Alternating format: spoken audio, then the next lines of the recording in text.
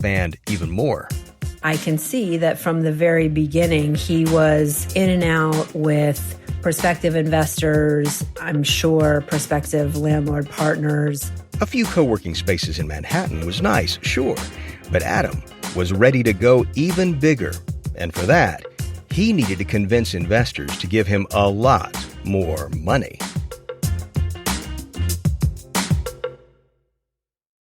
WeCrashed is sponsored by Audible. Yes, it's that time of year again when all of us start setting new goals and resolutions.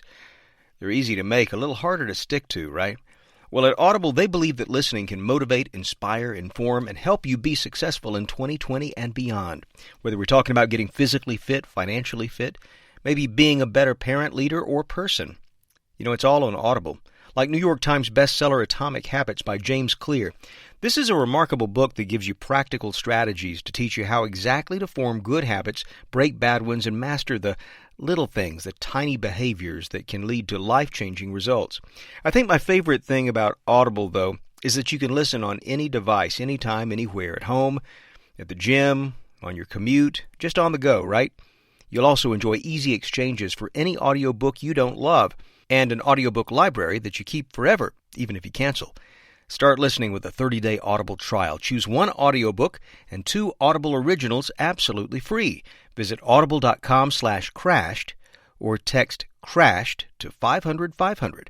One more time, that's audible.com/crashed or just text CRASHED to 500-500. I love travel, but as a certain rock star once said, the waiting is the hardest part. But no more boring time in the airport terminal for me because I've just discovered Best Fiends, this new 5-star rated mobile puzzle game. It's engaging, it's challenging, but it's easy enough to learn that anyone can play. In fact, when you play Best Fiends, you're playing with these bugs. They're cute little colorful guys, and along with them you're battling the bad guys who are slugs. It's kind of like one of those color matching games, but it's also got a story to it. Best Fiends doesn't require internet to play. And this is why I think it's so great for traveling, whether you're on a plane, train, no matter where you find yourself. Engage your brain with some fun puzzles and collect tons of cute characters. Trust me, with over 100 million downloads, this 5-star rated mobile puzzle game is a must-play. Download Best Fiends for free on the Apple App Store or Google Play. That's friends without the R. Best Fiends. WeCrashed is brought to you by American History Tellers from Wondery. How well do you really know the riveting stories that made America? American History Tellers takes a close-up look at the events, the times, and the people that shaped our nation. Stay tuned at the end of this episode for a sneak peek of American History Tellers.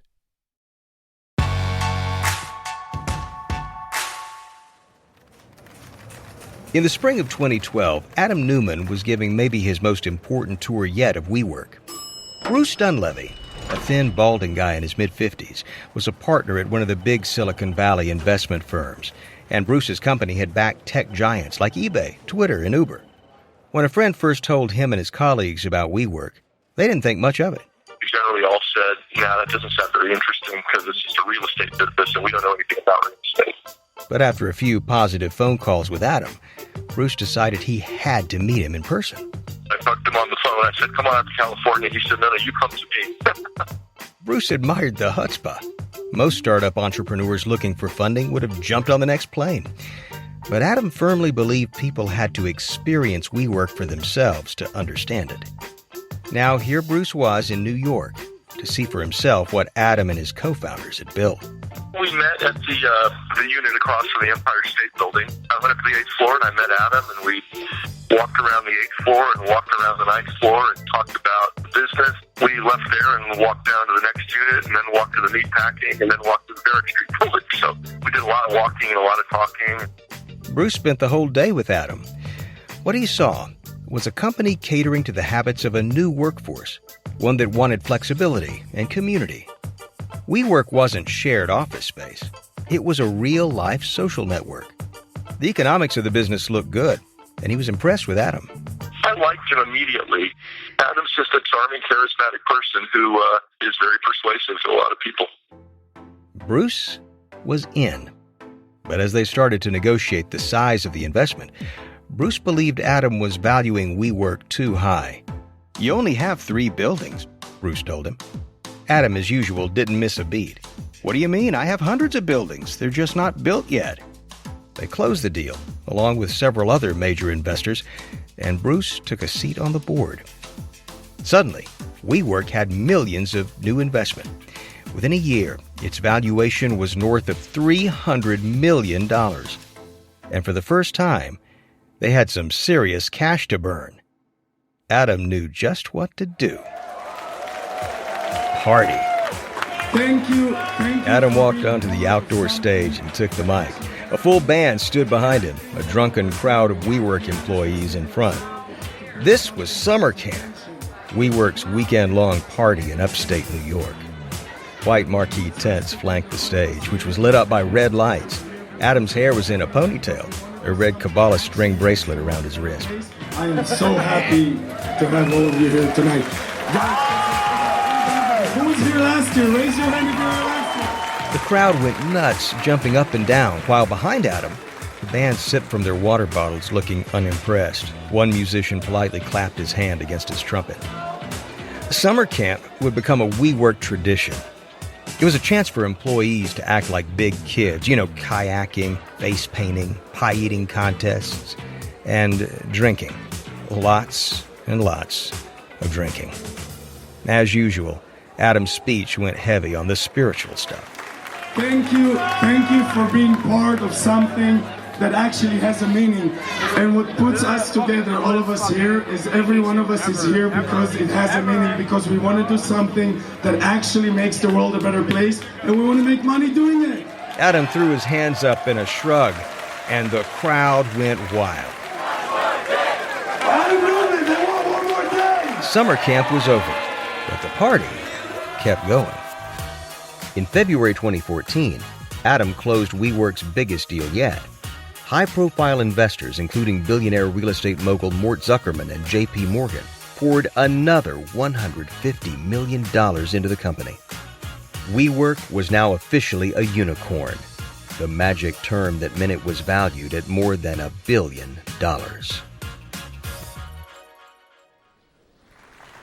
It was a group of the wealthiest families in the world.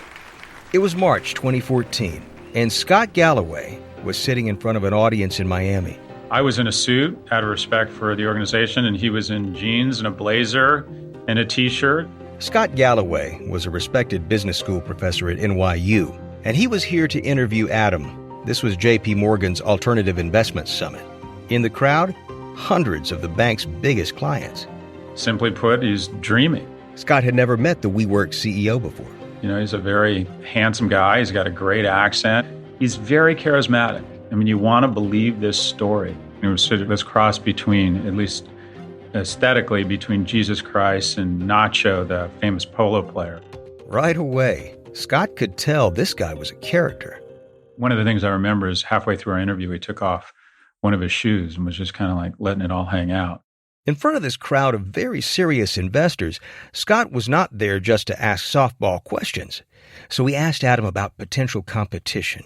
Wasn't Adam worried that big real estate moguls with lots of property could simply start their own co-working spaces in those properties and beat WeWork at its own game? He began talking about culture, and this is a movement. And quite frankly, it just all sounded like bullshit. That a lot of it was yoga babble. Yoga babble, by the way, is a term Scott coined. He's even created a yoga babble index, which rates the bullshit level of corporate slogans and buzzwords.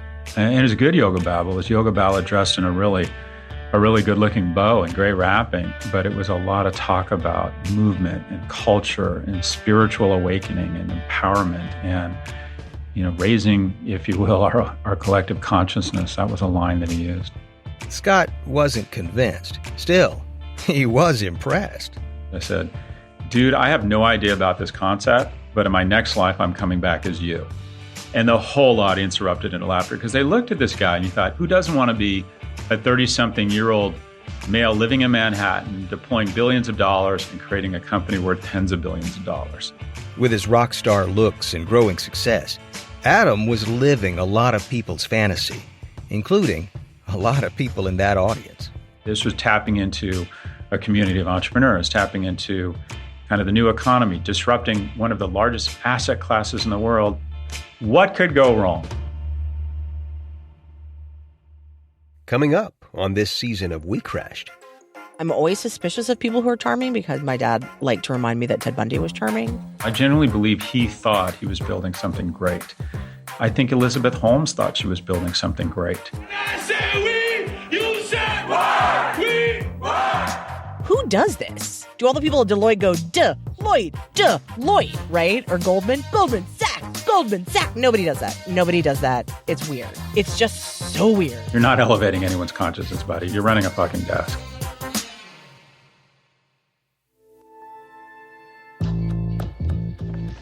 From Wondery, this is episode 1 of 6 of WeCrashed, about what happens when idealism and greed run headlong into business reality.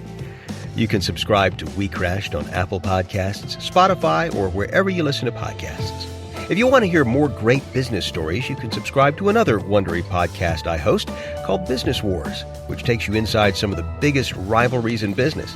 And you can get access to both series ad-free on Wondery Plus at Wondery.com/PLUS. If you like what you've heard, we would love it if you give us a 5-star rating and tell your friends how to subscribe. I'm your host, David Brown. Natalie Robomed wrote this story.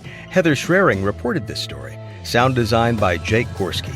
Our consultants are Corey Weinberg for The Information and Scott Galloway. Additional reporting by Sarah Kessler. Our associate producer is Caleb Bissinger. Our executive producers are Jenny Lauer-Beckman, George Lavender, and Marcia Louie. Created by Hernan Lopez for Wondery.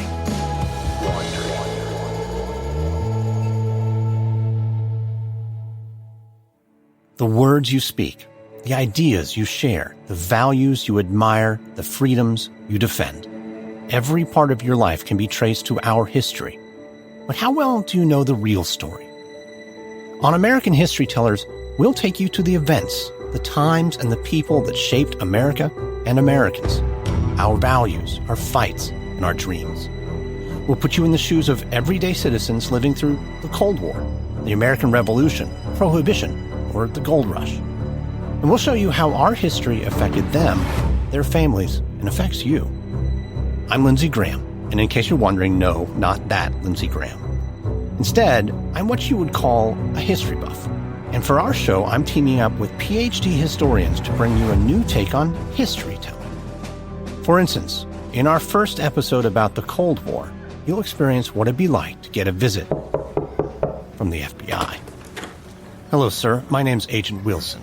Mind if I come in and ask you a couple of questions about your neighbor? Of course. The two of you sit down to chat. You know your neighbor occasionally works for the government, so this all feels routine. How long have you known him? A couple of years? What's his family like? We're not particularly close, but he's respectable, quiet, keeps to himself, teaches Sunday school at the Baptist church around the corner. In fact, his parents were missionaries. He was born in China. Oh, China. Does he speak Chinese? You don't know. But sensing an opening, the agent gets a little more aggressive. The FBI has reason to believe that your neighbor has had contact with communist organizations. 6 years ago, it seems, he was the faculty sponsor for a student dance organized by American Youth for Democracy, which is a well-known communist front. Can you think of any other times your neighbor has associated with communists? This is ridiculous. He's a staunch and loyal American citizen. Are you sure? How do you know? How can you know? This week, we start a new 5-episode series on the water wars that transformed Los Angeles into a thriving metropolis. At the turn of the century, LA's water supply was running out. William Mulholland had a plan. It was an engineering marvel, a boon for LA, and disaster for the Owens River Valley. To listen to this and other great series, subscribe now to American History Tellers from Wondery.